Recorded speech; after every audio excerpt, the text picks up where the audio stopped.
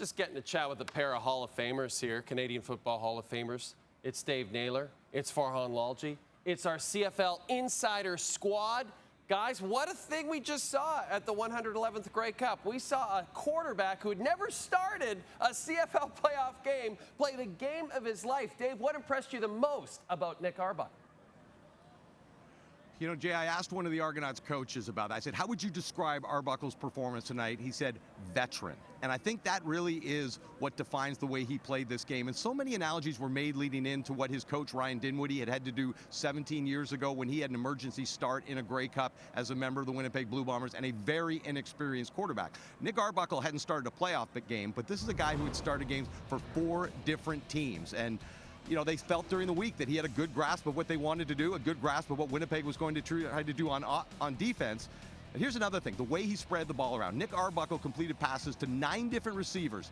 Nobody had more than 4. Nobody had fewer than 2. I think that was a key component as well. But here's another word I would use to describe Nick Arbuckle's performance: unlikely. I mean, this is a guy who was not on the Argonauts roster on day number 1. At the end of the 2023 season with Ottawa, he was a journeyman's journeyman. I think it was very unlikely that he'd ever play again, or certainly a consideration he'd never play again in the CFL. So to see him as the most outstanding player in a Grey Cup game, look, there are about 111 of these games, but he's got to be one of the most unlikely winners of that award ever.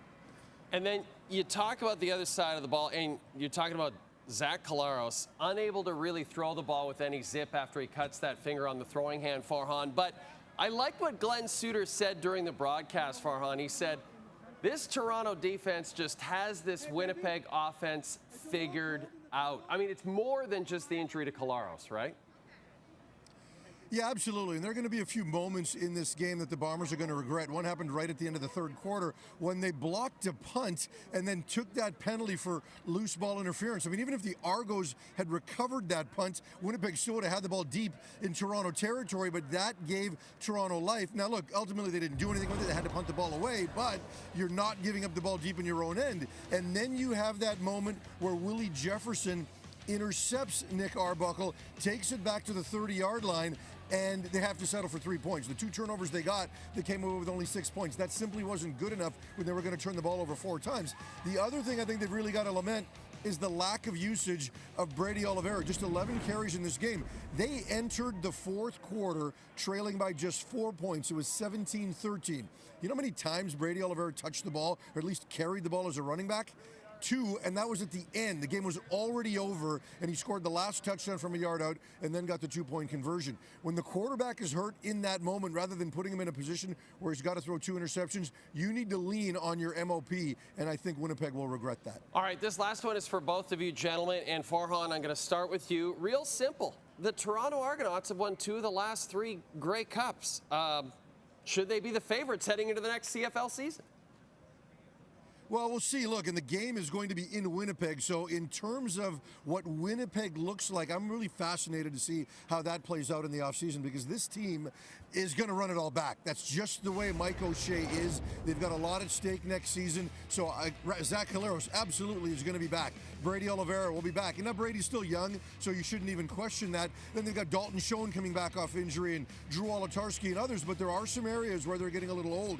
Even in this game, Willie Jefferson, as impactful as he was, didn't have as high a snap count as we've seen from him previously. You're getting older on the offensive line, but the way Mike O'Shea is, he's going to lean on his veterans. They're going to put a lot into next year's Grey Cup, and they will absolutely just run it back. And we'll see what the start of the season looks like for them next year, because this year it didn't look good, even though they did wind up recovering. But look, losing 3 straight, that affects your legacy, Jay.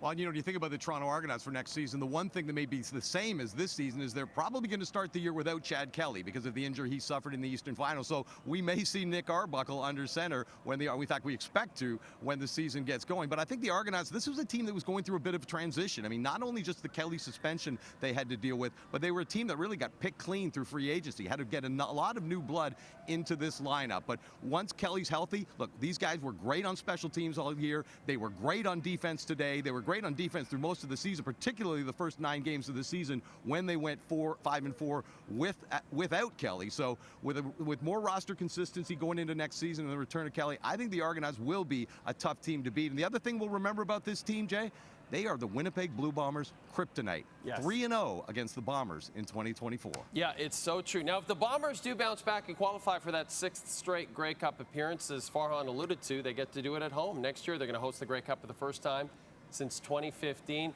Gentlemen, go have a drink. You deserved it. You guys worked hard. Thanks, fellas. Thanks, Jay.